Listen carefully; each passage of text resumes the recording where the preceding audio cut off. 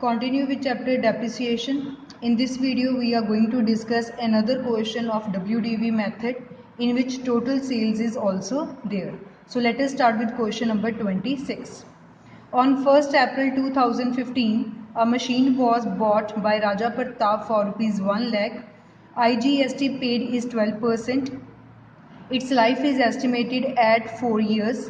Depreciation is to be written off at 40% per annum on the diminishing balance method. Show the machinery count for the 4 years, assuming that the machine is sold as scrap on 31st March 2019 for 20,000 rupees. Books are closed on 31st March. देखो आपको question में बोला गया है कि एक machine हमने खरीदी 1 लाख की, उसके ऊपर हमने IGST भी दिया 12%. उस मशीन की लाइफ है 4 ईयर और जो डेप्रिसिएशन का रेट है वो आपको 40% पर एनम दिया गया है. डिमिनिशिंग बैलेंस मेथड बोला गया है, मतलब WDV मेथड बोला गया है. And you have to prepare machinery account for 4 years. और ये मान के चलते हैं कि 4 ईयर्स के बाद जो मशीन थी उसको हमने बेचा 20,000 रुपीज़ में. Clear? So let us start. अब देखो जैसे इस क्वेश्चन में टैक्स गिवन है तो टैक्स का इफेक्ट हमारी मशीन अकाउंट में नहीं पड़ता, क्योंकि जब हमने मशीन खरीदी तो उसकी जर्नल एंट्री क्या होगी? Machine account debit, input IGST account debit to bank. अगर हमने पैसा या कैश देकर उसको खरीदा, हम बना रहे हैं मशीन अकाउंट तो हमने वैल्यू भी तो मशीन के सामने वाली लेनी है, तो टैक्स का यहाँ कोई मतलब नहीं होगा. सो अगर आपको क्वेश्चन में टैक्स गिवन है CGST, SGST, IGST, तो it will not be taken into consideration.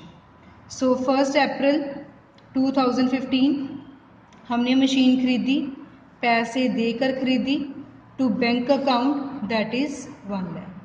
ठीक है. इस साल और कुछ भी नहीं हुआ.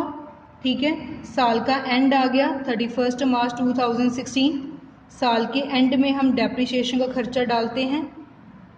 1 लाख की मशीन है, आपको रेट गिवन है 40%. सो 1 लाख के ऊपर 40% ही आपके पास आ गया 40,000. Clear?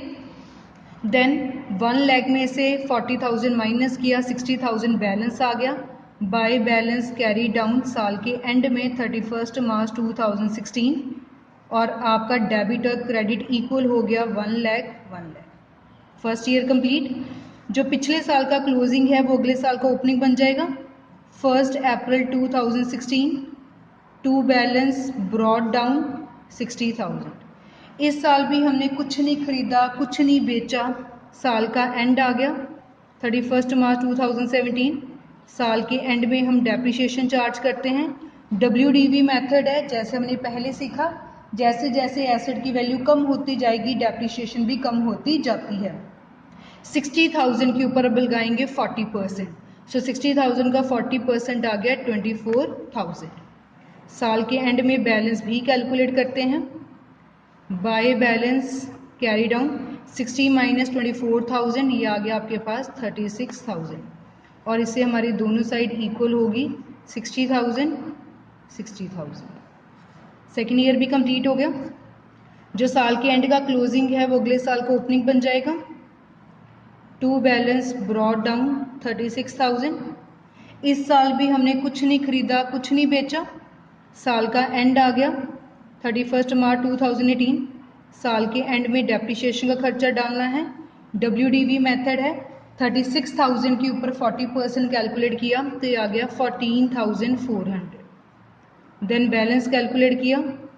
By balance carry down साल के एंड में 36,000 माइनस 14,400, तो आपके पास आ गया 21,600. डेबिट एंड क्रेडिट इक्वल हो गए 36,000 36,000. थर्ड ईयर भी कंप्लीट हो गया. जो पिछले साल का क्लोजिंग है वो अगले साल का ओपनिंग बन गया 18. To balance brought down 21,600. ये साल ख़त्म होगा 31 मार्च 2019. अब आपको क्वेश्चन में बोला था कि हमने जो मशीन है 31 मार्च 2019 को बेची 20,000 की. ठीक है, स्क्रैप वैल्यू ही हो, बेची तो है ना. सो बाय बैंक 20,000. हमने पहले भी पढ़ा कि जब हम सेल्स का पॉइंट पढ़ते हैं किसी भी एसेट के केस में, तो 3 बातों का ध्यान रखते हैं। बेचने से पहले इसको कितने मंथ हमने यूज़ किया, उसका सेल प्राइस कितना था, और बेचने में हमें फ़ायदा हुआ कि नुकसान हुआ। हमने पूरे साल पहले एसेट को यूज़ भी किया है तो पूरे साल की डेप्रिसिएशन भी तो डालेंगे। सो 21,600 के ऊपर 40%, ये आपके पास आ गया 668640। क्लियर। सो डेप्रिसिएशन हमने लिख ली 8640, सेल प्राइस है 20,000। अगर दोनों को ऐड करें तो ये बनता है 28,640। हम तो कह रहे हैं कि एसेट की वैल्यू सिर्फ 21,600 है और हमारी बन रही है 28,640, ज़्यादा बन रही है, मतलब हमें फ़ायदा हो गया। जब हमें फ़ायदा होता है तो हम डेबिट साइड लिखते हैं 31 March 2019 to profit and loss account. कितना फ़ायदा हो रहा है इसमें से आप उसकी बुक वैल्यू माइनस कर दें तो आपके पास फ़ायदा हो रहा है 7040। तो यहाँ लिख लिया 7040। एक ही एसेट थी वो भी बेच दी, अब कोई बैलेंस नहीं आएगा। प्रॉफिट एंड लॉस कैलकुलेट करने के बाद दोनों साइड ऑटोमेटिकली इक्वल हो जाएगी 28,640 28,640। क्लियर। सो इसमें हमने सेल का भी पढ़ा पॉइंट। सेल का पॉइंट बिल्कुल सेम है जैसे हमने पहले डिस्कस किया। बेचने से पहले इसको कितनी देर इस्तेमाल किया है, क्या सेल प्राइस है, दोनों को ऐड करें, उसकी बुक वैल्यू के साथ कंपेयर करें। अगर आपकी वैल्यू कम बनेगी और बुक वैल्यू ज़्यादा बनती होगी तो लॉस होगा, लॉस को बाय वाली साइड लिखेंगे।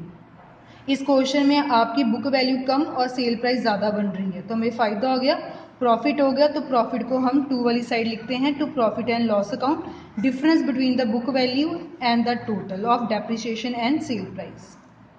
So this was about question number 26 in which we discussed about WDV method with sale topic.